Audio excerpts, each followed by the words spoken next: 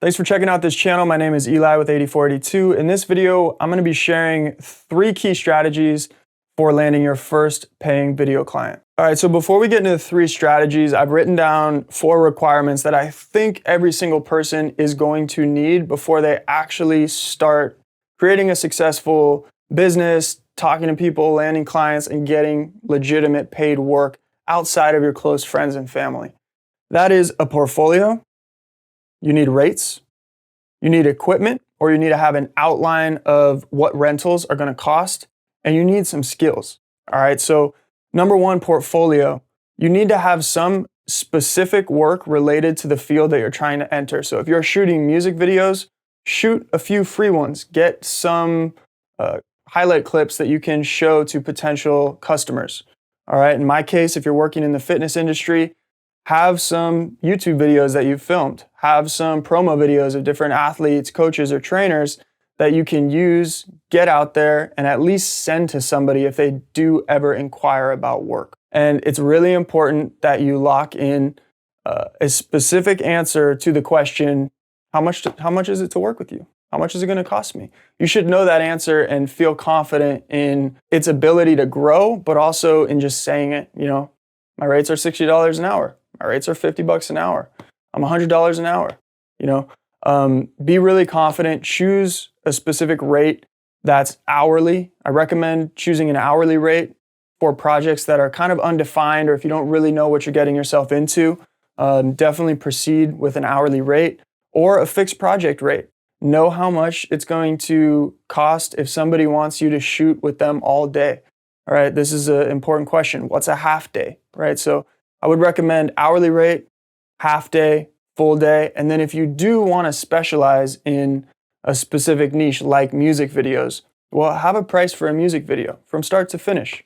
All the editing, everything. What does that cost? Or what is the base cost? And then what are the add-ons? Oh, I want, it to be X amount of time, right? So these are all questions that you should think about before you ever go think about landing your first paying client. If you're going to enter this field and you want to professionally work with people, well, you should have some equipment, right? So this is kind of a no-brainer, right? What camera do you have? Is it kind of up to standard? Can you actually produce? Doesn't need to be high quality. It doesn't need to be like the best content in the world. You don't need the nicest camera, but is your camera nicer than those that you're working with, right? Can you produce better quality content with what you have, the equipment that you have, than your client potentially could with the equipment that they have, right? That's what you should be thinking about. And skills. How much experience do you have? How can you justify actually charging? Maybe you should just still be doing some free work, getting some experience. But those are the 4 requirements. And now we're going to get into the 3 different strategies. All right, so strategy number 1 starts with something that I call degrees of separation. So just think about this. The further the client is away from you, the more money you can get from them. That might be a little confusing, but if I was to work with a family member, I'm probably not going to be able to charge them top dollar, right? Probably going to want me to do stuff for free. If it's a family friend, same thing. So the question that we need to ask if you want to make money creating content, creating videos is, how do I reach people that there's barriers of separation or there's degrees of separation, right? And how can I find those people that are 1, 2, 3 degrees away from me, right? In marketing and business, we call this lead generation, cold lead generation, right? How can we find people outside of, our current network that would want our product or service? Because that's where we can establish authority and justify our rates through our experience, through our skills, through our equipment, through all the requirements that we just went over. I'll tell you exactly what I did to do this, all right? I tried to create content for free for the most famous person in my local community, right? And the thought process behind that is, well, the person with the largest reach in the niche that I want to work in, if he's posting my content, there's a much greater chance of people asking who created that content than there would be if I was, just trying to get a small paid project for somebody that doesn't have a social media following.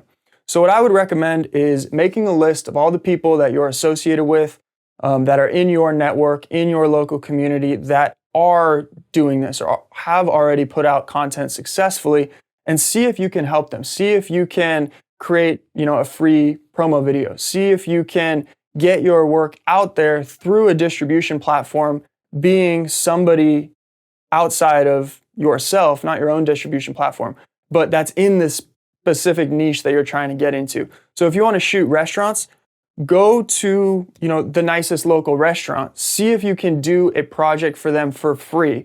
And now when you're approaching every single other restaurant in the area, well, you've already worked with the nicest restaurant and they don't need to know that you did that project for free. In my case, you've already worked with the most famous person in your community, right? His content is already seen. People know, like, and respect him. You worked with him. Therefore, I know, like, and respect you. What are your rates? And then you circle back to actually having those answers already written down. Okay, so that's strategy number one. You can also just open social media and see who's in your city. You don't have to necessarily know them, but you can cold DM them with the intention of getting your work out there and building one single strong relationship with somebody that is already known, liked, and trusted by more people on social media or more people than you are in respect to your profession that you want to start, which is videography. All right, strategy number two, and I've done this and this has worked as well, is completely reaching out to cold traffic. Okay, so this is not using somebody in your network or doing any work for free. Once you have the requirements set in stone, maybe you have a little website, maybe you just have a social media page, but you have some way where that person can see you, and just reaching out to people through Instagram, reaching out to people through email, reaching out to people through their website. But there's a key point here, and that is you need to qualify them first. If I'm looking to qualify a lead, let's say a podcast, well, first off, it's really easy to get all the qualified leads because I can see how many podcasts there are. They're all public. Same with YouTube channels, same with Instagram pages. You can see all these potential leads. So the first step in qualifying is, are they visible, right? Can you see them, right? But that's very simple, you know that. The next step is, are they at a point where they're ready for your services? And what I mean by that is, are they making money? Okay, let's be honest. If they don't have money, they're not going to work with you in the way that you would like. Can you get a glimpse of whether or not they have money and whether or not they care about content? Do they care about their image? Do they want to continually increase their image? How much content are they putting out on a daily, weekly, monthly basis, right? Or have they gone completely cold? They had amazing content, but they've gone completely cold. All of these indicators are, should be in the back of your mind to say, this person definitely wants to spend money in this direction, right? They want to work with a videographer. So I wouldn't waste time just reaching out to cold businesses, see their presence on social, see that they're at least aware of the importance and value of content. And then later on, you can go after a completely unaware market. But strategy number two would definitely be first qualify, and then you can cold reach out to people through Instagram and be open, honest, and collaborative, right? The most successful times that I've done this is I've reached out to, people building their brand on social and just simply said, hey, I love the content that you're doing. It really aligns with what I do from a work perspective. Here's a couple of the people that I've worked with.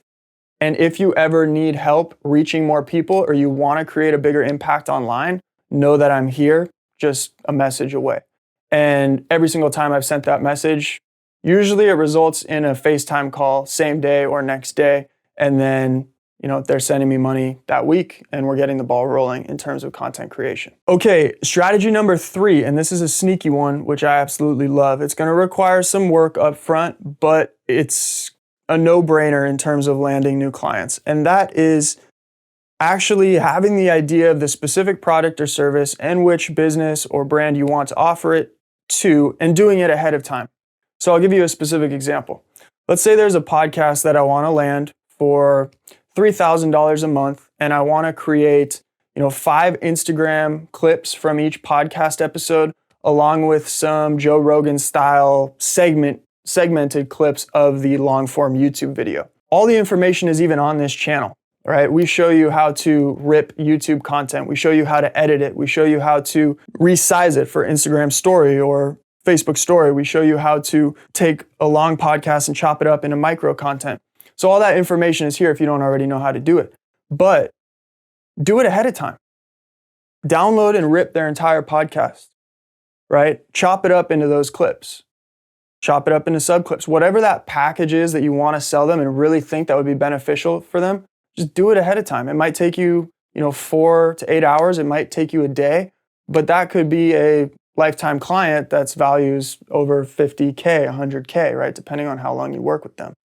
And then what you do is you reach out, you do that same process as outlined in strategy 2, except you actually provide a sample of what it would be like working with you. Nobody's doing this. There's an extra level of outreach involved in this that requires the work again. But if I had a podcast, or if I currently have a YouTube channel and you're watching this and you took it and you chopped it up in all these different clips for me for social, well, that saves my time. It saves me from having to qualify and hire somebody. It answers all my questions of whether or not this person actually can do the work that I need done. And it also shows proactivity on your end from having an idea that would be beneficial for me or whichever client you're trying to land. That's going to work very well for some of the bigger names that might be out of reach, because they get a lot of inquiries from fans and from people that are simply there to waste their time and try to get attention from them. To make yourself stand out is actually provide the value that they need, show it to them, introduce yourself, and schedule a call, book a meeting. Those are 3 strategies that I've used very successfully, that have worked for me, that have worked for many other people that I've seen. And I really think that they'll work for you too if you try them. So let me know what you think in the comment section below. If you have any additional specific questions about any one of these strategies or the requirements, just drop them in the comments below. I will read the comments and answer any questions that you guys might have.